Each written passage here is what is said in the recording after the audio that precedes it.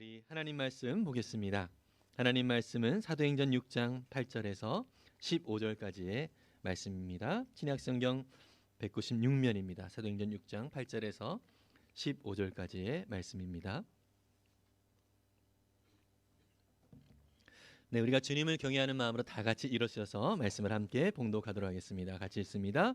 스데반이 은혜와 권능이 충만하여 큰 기사와 표적을 민간에 행하니 이른바 자유민들 즉 구레네인 알렉산드리아인 길리기아와 아시아에서 온 사람들이 회당에서 어떤 자들이 일어나 스데반과 더불어 논쟁할세 스데반이 지혜와 성령으로 말함을 그들이 능히 당하지 못하여 사람들을 매수하여 말하게 하되 이 사람이 모세와 하나님을 모독하는 말을 하는 것을 우리가 들었노라 하게 하고 백성과 장로와 서기관들을 충동시켜 와서 잡아가지고 공회에 이르러 거짓 증인들을 세우니 이르되 이 사람이 이 거룩한 것과 법을 거슬러 말하기를 마지 아니하는도다.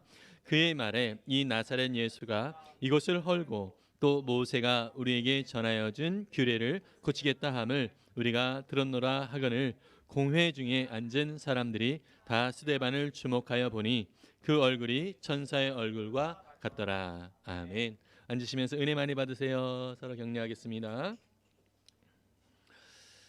네, 우리가 사도행전을 통해서 예수님이 하늘에 오르신 이후에 남겨진 사도들 또 사도들을 통하여서 예수님의 복음을 전해 들은 사람들이 교회를 형성하고 또 교회가 어떻게 성장하게 되어지는지를 사도행전을 통해서 살펴보고 있습니다.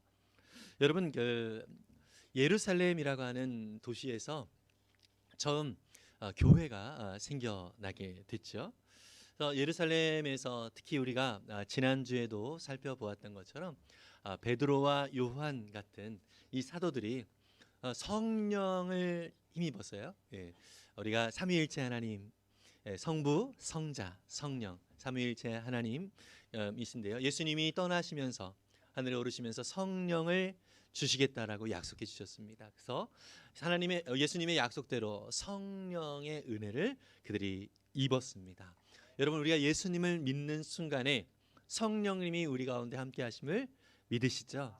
지금 그래서 예수님을 구주로 예수님은 나의 주님입니다라고 고백한 모든 분들에게 성령님이 함께 하십니다. 지난주에 살펴봤던 것처럼 성령님이 임하시면 이 성령이 충만하다라고 하는 의미는 예수 그리스도의 마음을 닮았다라고 하는 의미를 가지고 있어요. 그래서 베드로와 요한이 성전의 그 미문 앞에 구걸을 하는 그런 어려서부터 걷지 못하는 40년 동안 걷지 못하던 그런 사람, 이 사람을 성전에 갈 때마다 매번 보았을 것입니다. 그러나 이 베드로와 요한이 성령이 충만했을 때 어떻게 하죠? 예수님의 마음을 그들이 소유하게 됩니다. 예수님의 마음을 담게 됩니다. 그래서 늘상 하던 그런 일이었고 또 늘상 걷던 그런 길이었지만 주님의 마음으로 그 구걸하는 안진뱅이를 바라보면서 그 자리에 멈춰 있게 되는 것이죠. 여러분, 예수님을 믿는 순간 우리 가운데에 성령님이 임하신다라고 말씀을 드렸죠. 그렇다면 우리의 삶도 한번 돌아보았으면 좋겠습니다. 정말 우리 안에 역사하시는 성령을 인정하면서 살아가고 있는지, 아니면 이 성령을 무시하면서 살아가고 있는지 우리 스스로를 돌아보면 좋겠습니다. 날마다 성령님을 인정하며 살아갈 때에 우리의 생각과 우리의 행동은 성령께서 기뻐하시는, 즉 예수 그리스도의 마음을 따라 순종하게 우리를 계속해서 인도하고 또 우리의 마음을 계속해서 그렇게 주님의 그 마음을 따라 살아갈 수 있도록 인도받는 것을 우리는 느끼게 됩니다. 여러분, 베드로, 특히 베드로가 이 예루살렘 교회의 리더로서 복음을 증거하는 일에 아주 앞장서서 그 사명을 감당을 했죠. 베드로의 복음 전도를 듣고 3,000명, 5,000명 이렇게 많은 사람들이 회개하고 주님 앞에 돌아오게 됩니다. 여러분, 생각해 보십시오. 3,000명, 5,000명 그렇게만 해도 8,000명. 예, 그리고 이 베드로와 요한의 안진뱅이를 일으킨 그 기적을 통하여서 또 많은 사람들이 예수님을 믿게 되었다라고 또 기사가 쓰여지고 있지요. 이러한 사람들까지 이렇게 모으면 아마 예루살렘 교회는 최소 10,000명 이상 엄청난 큰 교회가 되었을 것입니다. 그런데 우리가 지금 생각해야 될 것은 지금 우리 나라의 그 대형 교회들 그런 교회의 규모가 아니라 이때는 어떤 교회였죠? 각 가정마다 하나님 앞에 예배를 하는, 그래서 그러한 사람들이 이 많은 가정이 그렇게 하나님 앞에 예배드리면서 예루살렘이라고는 도시 곳곳에서 예수님을 믿는 사람들이 생겨나게 되어진 것이죠. 그것이 하나의 조직을 이루어서 전체 이 예수 믿는 사람들의 어떤 이 공동체가 아주 엄청나게 커지다 보니까 사실 이 사도들이 그 주도적으로 리더의 역할을 했는데 문제가 자꾸 생기는 것입니다. 자꾸 빠뜨리는 일이 생겨나게 되고 그렇게 빠뜨리는 일이 생기다 보니까 어떻게 되어지죠? 성도들 안에 섭섭함이 생기게 됩니다. 혹시 그런 경험을 하셨습니까? 교회 안에서 예를 들어서 그 다 간식을 하나씩 나눠주고 있는데 나만 빠졌어. 여러분 어떤 생각이 들겠습니까? 섭섭하겠지요. 사실 그 교회 안에 이런 일들이 막 자꾸 생기게 되면서 문제가 이제 자꾸 두각이 되어지는 것이죠. 그래서 사도들이 생각을 한 것이 참 교회 안에 그 이 모든 것들을 다룰, 그래서 사도들은 자신들은 기도와 말씀 전하는 것에 집중을 하고 이 행정적인 것 또 구제하는 것 교회가 해야 될 기능들은 다 우리 일꾼들을 뽑아서 우리 소위 집사들을 뽑았다라고 하죠. 집사들을 뽑아서 또 그들로 하여금 그 일을 맡게 하겠다라고 결정을 합니다. 그래서 사실 오늘 우리가 6장에 사도행전 6장의 8절부터 마지막 그 후반부를 읽었는데요. 그 7절까지 앞에 이 7명의 일꾼들, 7집사들을 뽑는 그 내용이 나오고 있습니다. 그런데 여러분 우리가 집사라고 표현하지만 사실 6장 1절부터 7절까지의 내용에서는 집사라고 하는 단어를 찾기가 어렵습니다. 그런데 왜 우리가 7집사라고 하냐면 개역개정 성경에 보면 사도행전 21장 8절에 이런 말이 있습니다. 함께 읽어볼까요? 이튿날 떠나 가이사랴에 이르러 7집사 중 하나인 전도자 빌립의 집에 들어가서 머무르니라, 이렇게 말하고 있습니다. 7집사 중에 한 사람인 빌립이라고 표현을 하고 있죠. 근데 이것을 세번역 성경으로 읽으면 이렇게 나오고 있습니다. 사도행전 21장 8절 같은 이제 절인데요. 함께 읽어볼게요. 이튿날 우리는 그것을 떠나서 가이사랴에 이르렀다. 7사람 가운데 한 사람인 전도자 빌립의 집에 들어가서 그와 함께 머물게 되었다. 예. 그래서 여기서는 7사람이라고 하죠. 그러니까 사실 이제 집사라고 하는 단어를 쓰지 아니하고 7사람, 7 일꾼 중에 한 사람 빌립 집에 갔다라고 얘기를 하고 있습니다. 사실 왜냐하면 왜 집사, 그런데 왜 집사라고 하는 표현을 쓰냐면 여러분 그 6장에 보면 그 일꾼들을 뽑을 때에 어떠한 일을 그들에게 이제 시키려고 일꾼들을 뽑냐면 그들에게 구제와 또 섬김의 일을 시키려고 하는 거였거든요. 교회가 해야 될 구제와 섬김의 일. 근데 이 구제와 섬김의 일에 대한 그 단어가 디아코네오라고 하는 단어가 써요. 디아코네오. 그래서 이 말은 뭐냐면 섬기다, 봉사하다, 이런 의미를 가지고 있어요. 그래서 그렇게 할 사람들을 뽑았다. 그래서 집사라고 하는 단어가 결국 디아코노스라고 하는 단어를 쓰거든요. 디아코노스. 그래서 그 단어 디아코네오라고 하는 이 단어에서 디아코노스라고 하는 집사라고 하는 단어가 등장을 하게 됩니다. 근데 여러분 이 디아코노스라고 하는 이 단어의 뜻은 우리가 집사라고 번역을 했지만 사실 본래 어떤 의미를 가지고 있는지 아십니까? 하인의 의미를 가지고 있습니다. 실제로 예수님께서 첫 번째 기적을 일으켰던 가나의 혼인잔치, 거기에서 예수님의 어머니가 예수님의 어머니 마리아가 그 혼인잔치의 그 하인들에게 예수님이 시키는 대로 너희들이 그대로 행하라, 이런 표현을 써요. 그래서 시키는 대로 해라, 이 단어에서 쓰여지는 표현이 디아코네오, 그러니까 하라는 대로 행하는 것, 이런 의미를 가지고 있습니다. 그래서 이 하인의 의미, 또 섬기는 자의 의미, 다시 말해서 집사의 의미는 뭐라고요? 예, 섬기는 자, 또 하인과 같은 역할을 하는 자라는 것을 볼 수 있습니다. 그래서 여러분, 우리 교회에도 집사님들이 계시죠. 예, 집사로 이렇게 뽑혔다라고 하는 것은, 사실 우리가 여기선 집사라고 표현하지만 사실 우리 교회 안에 있는 모든 직분들, 안수 집사님들, 그리고 장로님들, 권사님들, 심지어 목사인 저를 포함해서 이 모든 사람들이 뭐죠?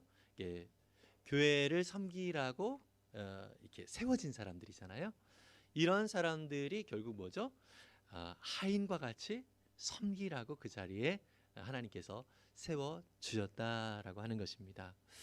여러분, 이런 생각을 가지고 우리가 바라본다면 실제로 우리 교회 안에서도요, 가장 많이 섬기는 분들이 우리 장로님들, 권사님들, 안수집사님들, 또 우리 집사님들이 가장 앞장서서 섬기고 계시는 것을 우리가 볼 수 있지요.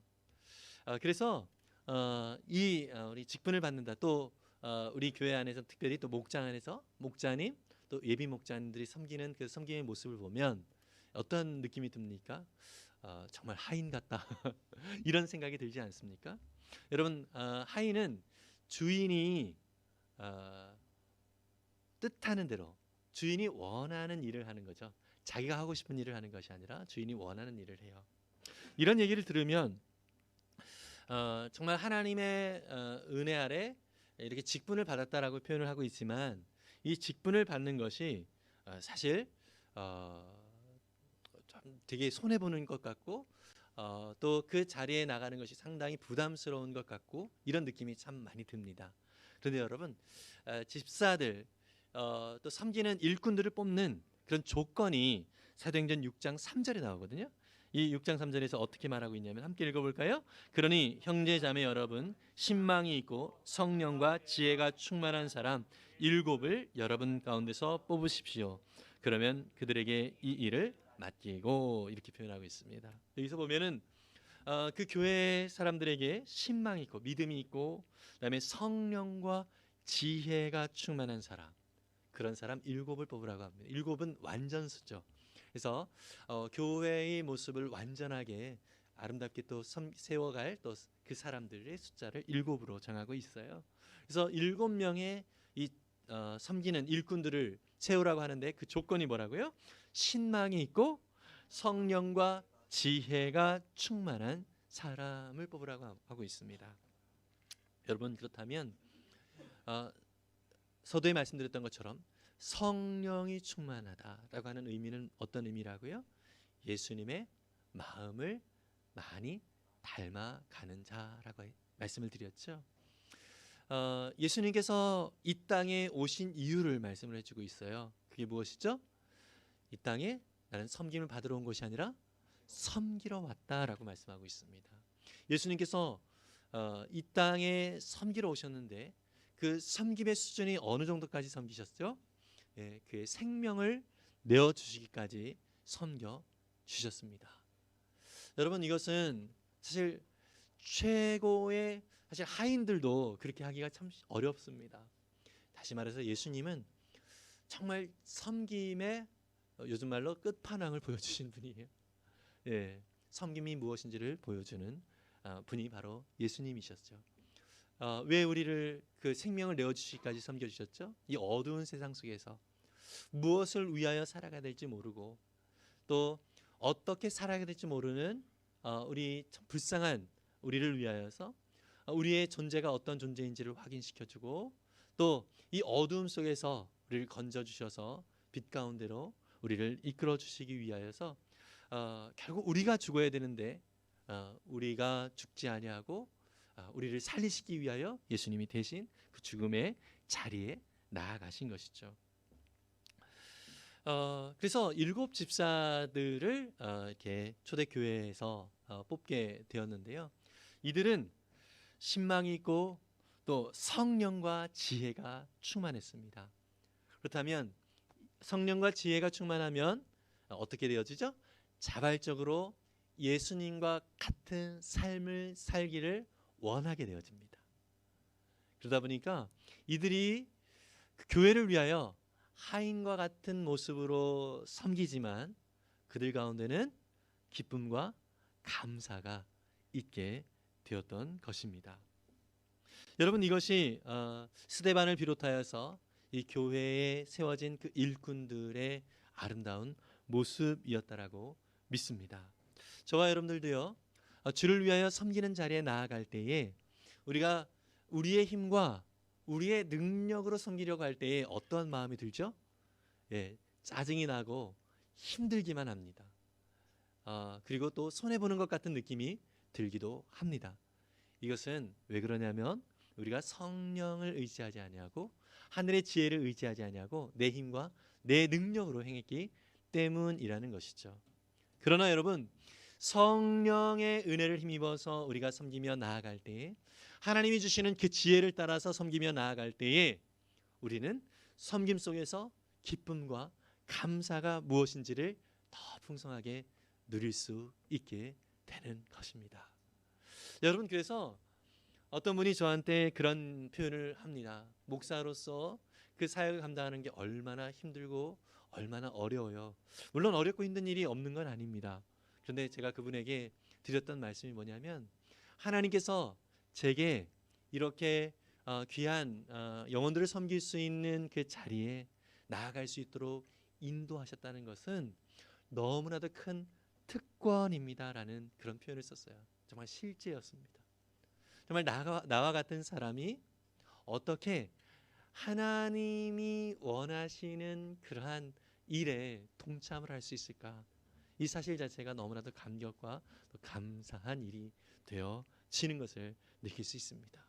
여러분, 오늘도 보면은요, 스데반이 7명 집사들 중에 한 사람으로 뽑혔죠. 그리고 나서 이 스데반은 특별히 말씀을 전하면서 복음을 증거하는 그런 사명을 참 잘 감당했던 사람이었습니다.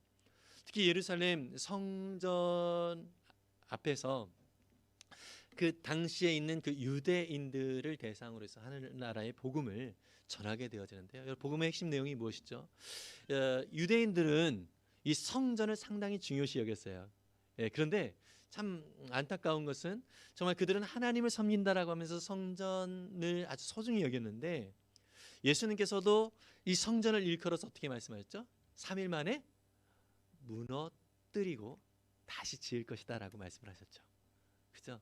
이것은 어떤 의미죠? 건물의 성전은 이제 그 기능을 더 이상 하지 않을 것이고 새로운 성전이 세워진다. 어떤 성전이 세워지죠? 신약 시대를 살아가고 있는 예수 그리스도를 주님으로 믿고 있는 저와 여러분들이 바로 성전인 것이죠. 예수님을 믿는 성전, 건물 성전이 아니라 예수님을 구주로 믿고 또 예수님의 그 은혜와 사랑을 힘입어서 살아가는 저와 여러분들 자체가, 그 존재 자체가 성전입니다. 믿으십니까? 그래서 요즘 교회들이 뭐 성전 건축을 한다 그래서 플랜카드를 이렇게 겉에다 걸어놓고 하면서 성전 건축 하는데 사실은 이것은 구약적 표현입니다. 신약적 표현은 사실 제대로 하려면 예배당 건축 이렇게 하는 것이 좋지요. 그래서 교회라고 하는 명칭도 사실 교회는 건물이 아니죠. 교회 건물 건축 뭐 이렇게 하는 것이 이제 정확한 또 용어인데 어쩔 수 없이 사람들이 다 이해를 그렇게 하고 있으니까 그렇게 자주 사용을 하는 것 같습니다. 그러나 우리는 이해를 하고 있어야 되죠. 교회는 성도들, 성전된 성도들이 모여 있는 그 모임이 교회고요. 그리고 성전은 예수 그리스도를 주님으로 영접한 우리가 성전입니다. 그래서 우리는 움직이는 성전이죠. 그래서 우리가 있는 그곳에서 여러분, 성전은 그러면 어떤 기능을 하고 있죠? 구약의 성전에서는 하나님을 예배하는 그런 자리가 바로 성전입니다. 다시 말해서 우리가 성전이다 그러면 우리의 존재 자체가 뭐라고요? 하나님을 예배하는 존재로 살아간다라는 것이죠. 여러분, 하나님을 예배한다라는 것은 그럼 어떤 의미죠? 맨날 교회 와서 예배하라는 얘기가 아니라 뭐죠? 우리의 삶은 하나님이 어떠한 분이신지를 나타내고 하나님의 영광을 드러내는 삶을 살아가는 존재이다. 이따가 살펴보겠지만 여러분 오늘 마지막 절에서도 이 스데반이 핍박을 받는 그런 상황 속에서도 그 얼굴이 천사의 얼굴과 같다라고 그랬습니다. 무엇이죠? 하나님이 어떠한 분이신지를 보여주는 자로 그가 살아가고 있는 것입니다. 여러분 죄송하지만 우리 옆에 계신 분들을 잠깐 한번 보시겠습니까? 하나님의 모습이 보입니까? 아멘. 우리 아멘이라고 우리 크게 말씀해 주셨는데 우리 조남수 권사님이 정말 하나님 모습을 아름답게 보여주시는 것 같습니다. 네, 정말 우리는 하나님이 어떠한 분인가라고 하는 것을 이 땅에 보여주는 사람입니다. 그래서 늘 싱글벙글 웃는 얼굴, 물론 이것도 친절함으로 우리가 하나님의 그 사랑을 나타내는 그런 모습일 수 있지만 우리의 삶이 이 땅의 불의를 바라보면서 화를 내는 것. 예수님도요 성전을 장사꾼의 소굴로 만드는 것을 보면서 분노하셨죠. 예, 그러한 모습이 바로 하나님의 모습을, 하나님의 영광을 보여주는 삶이라는 것이죠. 그래서 우리가 성령으로 충만하여서 이 땅 가운데서 살아갈 때 하나님께서 우리 가운데 하늘의 지혜를 더하여 주시고 또 하나님이 주시는 그 능력으로 이 땅에 하나님의 영광을 보여주는 자로 성전으로서 살아갈 수 있게 되는 것이죠. 이 스데반은 바로 그렇게 성령이 충만하여서 성령의 인도하심을 따라서 복음을 증거하는 그러한 사명을 감당을 했습니다. 그런데 이 성전을 중요시 여겼던 유대인들이 어떤 생각이 있었죠? 이 성전 앞에서 사실 그들은 장사를 하면서 경제적인 이익을 얻어야 됐어요. 그런데 이 스데반이 하는 말이 예수님이 하는 말과 똑같아요. 이 건물 성전은 무너질 것이고 예수 그리스도를 통하여서 이제 새로운 성전이 세워질 것에 대한 선포를 하게 되다 보니까 이 건물 성전을 통하여서 이익을 얻던 그 유대인들의 입장에서는 어떻게 합니까? 지금 위태한 상황이 되어지는 거예요. 이 스데반의 선포하는 이 복음이 너무 듣기가 싫고 스데반 자체가 꼴보기 싫은 것입니다. 그래서 거짓 증인들을 유대인들 입장에서 거짓 증인들을 세워서 이 스데반을 모함을 하려고 합니다. 예, 그러면서 이 스데반을 향해서 본격적으로 핍박을 하기 시작하거든요. 우리가 이제 오늘은 6장만 읽었는데요. 7장 그 뒤에 가면 스데반이 설교를 합니다. 그 앞에 있는 유대인들을 향하여서 설교를 합니다. 이 설교를 이 내용을 보면은 하나님께서 이 땅 가운데 특히 이스라엘 백성들을 어떻게 인도하셨고 또 하나님의 놀라운 손길이 어떠했는지를 돌아보면서 약속대로 이 어두운 세상에 예수 그리스도를 우리 가운데 메시아로 보내주셨다라는 이 믿음의 선포를 하고 그 복음을 증거하고 있는 거거든요. 근데 그 복음을 증거했을 때 유대인들이 어떻게 했어요? 정말 내가 죄인이야. 그러면서 하나님 앞에 나온 것이 아니라 돌을 들어서 이 스데반을 향하여서 던집니다. 결국 7장 말에 가면 마지막에 가면 스데반이 죽음을 당하게 되어지죠. 여러분 그럼에도 불구하고 사실 이 스데반의 이 모습 속에서 하나님의 영광을 바라보는 것을 우리는 볼 수 있습니다. 정말로 이 복음을 증거하는 것이 이 스데반에게는 너무나도 귀한 사명으로 여겨졌어요. 왜냐하면 성령님이 우리 가운데 오시면 또 성령님을 우리가 계속 영접을 하며 성령님 인정하며 살아가면 우리에게 하나님의 마음이 자꾸 부어지잖아요. 어떤 마음이죠? 원래는 우리는 이 세상을 살아가는 이유가 살아가는 목적이 내가 편한 삶이었어요. 또 내가 이 땅에서 무엇인가 안정적으로 살아가는 것, 이것이 사실 성령님과 상관없이 내가 이 땅을 살아가는 삶의 목적이었습니다. 그런데 여러분 한번 제가 드릴 수는 없지만 여러분들이 원하는 만큼 제가 돈을 드릴 수 있다라고 가정을 했을 때 제가 다 여러분 드리면 여러분이 그 처음에는 좋겠죠. 그러나 정말 원 없이 돈을 쓰면 정말 행복할까요? 예. 사람은요, 아무리 이렇게 풍요로운 그런 삶을 산다 하더라도 그 마음 한편에 허전함이 생길 수밖에 없습니다. 왜 그렇죠? 우리 사람은 하나님이 만드셨기 때문에 그렇습니다. 그래서 하나님의 형상대로 지음을 받았기 때문에 하나님의 뜻대로 살아갈 때에 가장 행복한 삶을 살아갈 수 있게 되는 것이죠. 여러분, 스데반의 경우도 바로 그러한 모습이었죠. 하나님의 뜻대로 살아가는 것이 비록 그 삶을 살아가는 동안에 힘겹고 어려운 일이 있다 할지라도 그 사실 자체를 자기 정체, 그 존재 자체, 하나님의 복음을 증거하고 하나님의 뜻을 따라 살아가는 것을 자기 정체성으로 여기면서 살아갔던 스데반이고요. 또 그렇게 살아갈 때 그 안에 진정한 기쁨이, 또 진정한 행복이 있었던 것입니다. 고린도전서 9장 16절과 17절에서는 바울도 자기의 정체성을 이렇게 고백을 하고 있습니다. 함께 읽어보겠습니다. 내가 복음을 전할지라도 그것이 나에게 자랑거리가 될 수 없습니다. 나는 어쩔 수 없이 그것을 해야만 합니다. 내가 복음을 전하지 않으면 나에게 화가 미칠 것입니다. 내가 자진해서 이 일을 하면 삭슬 받을 것입니다. 그러나 내가 마지못해서 하면 직무를 따라한 것입니다. 아멘. 여러분, 바울은 자기의 존재가 어떤 존재인지를 알게 됐어요. 성령을 따라서 살아갈 때에 복음을 증거하지 않으면 자기에게 화가 미칠 거다. 다시 말해서 자기의 정체성은 복음을 증거하지 않으면 나는 근질근질해서 못 산다, 이런 거죠. 예. 여러분, 성령이 임하고 또 하늘의 지혜가 우리 가운데 임할 때에 우리는 하나님의 뜻, 하나님 아버지의 마음이 있는 그곳에 우리가 자꾸 있고 싶어하는 마음이 생기는 것이죠. 바울도 바로 그런 마음이었을 것입니다.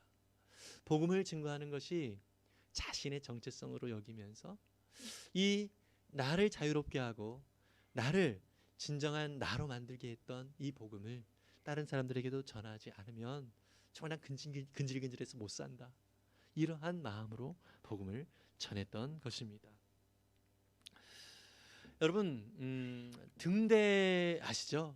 등대가 바다를 비추어서 그 배들이 안전하게 다닐 수 있게 하고 또 배에 탄 사람들도 그 생명을 또 안전하게 보호를 하는 역할을 하지 않습니까? 그러나 등대가 그 기능을 하지 못하면 어떻게 되죠? 배가 위험에 처하게 되고 그 배에 탄 사람들도 생명의 위협을 받게 됩니다. 여러분, 어쩌면 저와 여러분들은요, 예수님을 믿는 그 순간부터 이 세상의 등대와 같은 역할을 하고 있는 존재라고 생각합니다.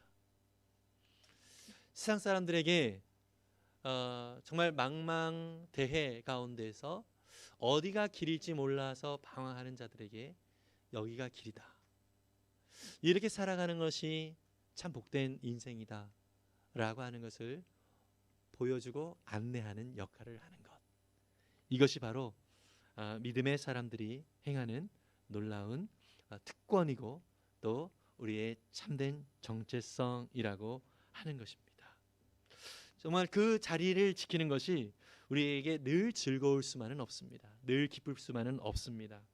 그러나 우리 안에 일하시는 성령님을 우리가 의지할 때에 우리 성령님은 우리의 모든 감정도 다스려 줄 줄 믿습니다. 그래서 새 힘을 우리 가운데 허락해 주셔서 주님이 주신 그 사명을 더 아름답게 이루어갈 수 있도록 우리 가운데 힘을 더해 주십니다.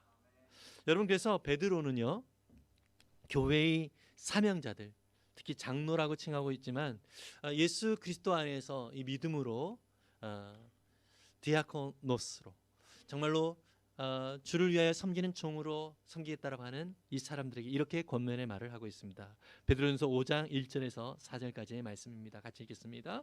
나는 여러분 가운데 장로로 있는 이들에게 같은 장로로서 또한 그리스도의 고난의 증인이요 앞으로 나타날 영광을 함께 누릴 사람으로서 권면합니다. 여러분 가운데 있는 하나님의 양떼를 먹이십시오. 억지로 할 것이 아니라 하나님의 뜻을 따라 자진하여 하고 더러운 이익을 탐하여 할 것이 아니라 기쁜 마음으로 하십시오. 여러분이 맡은 사람들을 지배하려고 하지 말고 양떼의 모범이 되십시오. 그러면 목자장이 나타나실 때에 변하지 않는 영광의 면류관을 얻을 것입니다. 아멘. 교회에 여러 직분자들이 세워졌는데요. 베드로는 그 직분자들에게 어떠한 태도로 그 직분을 감당해야 할지 지금 권면을 해주고 있습니다. 어쩌면 여러분, 우리가 특히 직분자로서 또 목자 목녀로서 섬기는 그 자리에 있는 것이 사실 쉽지만은 않습니다. 참 많이 지칠 때가 있습니다. 베드로도 그러한 상황을 좀 잘 알았던 것 같아요. 그래서 그 섬기는 자들에게 여러분 가운데 있는 하나님의 양떼를 잘 먹이라고 권면을 하면서 억지로 하지 말고 하나님의 뜻을 따라서 자진해서 하라. 그리고 어떤 더러운 이익을 탐하여 하는 것이 아니라 기쁜 마음으로, 진정한 마음으로 행하라라고 얘기를 하고 있습니다. 그리고 그 양떼들을 이래 해라 저래 해라 좌지우지 이렇게 하지 말고 그냥 보여줘라, 모범을 보여줘라, 이렇게 말하고 있습니다. 여러분, 이런 차원에서 우리 교회가 지금까지 정말 건강하게 존재할 수 있는 것은 이미 주님께서 우리 교회에 세워주신 우리 장로님들, 권사님들, 안수집사님들, 그리고 우리 집사님들, 또 우리 목자 목녀님들이 그 자리에서 정말 모범을 보여주셨기에 가능한 일이라고 믿습니다. 여러분, 베드로는 분명하게 말씀하고 있습니다. 목자장이 나타나실 때, 다시 말해서 우리 주님을 만나는 그날에 믿음으로 섬긴 그 모든 사람들에게 영광의 면류관을 주시겠다라고 말씀하고 있습니다. 여러분, 이 약속의 말씀을 우리가 믿음으로 바라보면서 우리 모두가 주님이 주신 그 사명자임을 기억하면서 주님 앞에서 믿음으로 나아갈 수 있는 저와 여러분들이 될 수 있기를 간절히 바랍니다. 여러분, 이 스데반이요, 그렇게 핍박을 받는 그런 상황 속에서도 그 얼굴이 천사의 얼굴과 같다라고 얘기를 했습니다. 특히 마지막에 7장에서 그가 설교를 하고 유대인들이 돌을 들어서 그를 죽이려고 하는데요. 그때 죽일 때 어떤 또 모습이 보이냐면 이렇게 보여요. 사도행전 7장 54절 55절인데 함께 읽겠습니다. 그들은 그 말을 듣고 격분해서 스데반에게 이를 갈았다. 그런데 스데반이 성령이 충만하여 하늘을 쳐다보니 하나님의 영광이 보이고 예수께서 하나님의 오른쪽에 서 계신 것이 보였다. 돌을 맞고 있는 그런 상황이에요. 돌을 맞고 있는 그런 상황인데 지금 누가 나를 던지나를 보지 않았어요. 누가 나를 던지나, 나에게 돌을 던지나 이걸 보지 않고 뭐를 봤어요? 영광의 하나님을 바라봤어요. 영광의 하나님을 바라봤습니다. 여러분, 그렇습니다. 우리에게 사실 섬기면서 또 복음을 위하여서 나아갈 때에 이 세상은 사실 영적 전쟁과 같은 상황이기 때문에 이 공중 권세를 잡은 악한 세력들이 사람을 통하여서 우리를 공격해 올 수 있습니다. 그러나 사람을 미워할 대상으로 봐서는 안 됩니다. 우리는 위를 바라봐야 돼요. 하나님의 영광을 바라봐야 됩니다. 이것이 바로 성령의 충만함을 구하며 나아가는 삶인 것입니다. 그럴 때 하나님께서 우리에게 새 힘을 주시고 또 그 모든 핍박과 또 환난 속에서도 하나님의 나라와 영광을 더 아름답게 드러내는 자로 우리를 세워 주실 것입니다. 여러분, 우리의 모습, 우리의 얼굴이 정말 하나님의 얼굴을 볼 수 있으면 좋겠습니다. 대통령이 된 링컨이 일꾼을 또 이제 세워야 되는데요. 추천된 사람을 면접을 봤어요. 면접을 봤는데 그 사람에 대하여서 이렇게 평가를 했습니다. 얼굴이 마음에 안 든다. 이렇게 얘기했어요. 그래서 그 추천한 사람이 그 사람을 면접 본 그 추천한 사람을 옆에서도 추천을 해줬을 거 아니에요. 그 사람에게 그 사람이 이렇게 얘기를 합니다. 타고난 얼굴은 부모 책임일 뿐 본인의 책임이 아니지 않습니까? 이렇게 말을 했다고 합니다. 그때 링컨이 이렇게 대답을 했다고 합니다. 40이 넘으면 자기 얼굴에 책임을 져야 한다. 40 이후의 얼굴은 스스로 만드는 것이다. 이렇게 표현했다 그래요. 동의하십니까? 여러분, 40 넘으신 분들이 좀 계시죠? 스스로의 얼굴을 한번 거울을 보시면서 어떤가 한번 봤으면 좋겠습니다. 그러나 여러분, 우리는 우리 스스로 우리 얼굴을 책임지는 자들이 아니라 우리 안에 계신 성령께서 우리의 얼굴을 책임져 주십니다. 아멘이시죠? 우리가 성령님을 인정하며 살아가면 살아갈수록 우리 가운데 하나님의 영광의 빛이 나타날 것입니다. 스데반의 얼굴이 천사의 얼굴과 같다라고 그랬잖아요. 저와 여러분들이 바로 그런 천사의 얼굴 같은 모습으로 이 땅 가운데 존재하게 될 것입니다. 말씀을 마무리하기를 원합니다. 디트리 본 회퍼라고 하는 목사님이 있습니다. 1944년 겨울 옥중에서 시를 썼는데요. 이분은 기독교 그러니까 목사로서 히틀러 2차 세계대전 때 히틀러에 반대했다는 이유로 투옥을 당합니다. 투옥을 당한 뒤에 이제 이 보네퍼 목사님이 그 겨울을 보내면서 시를 썼어요.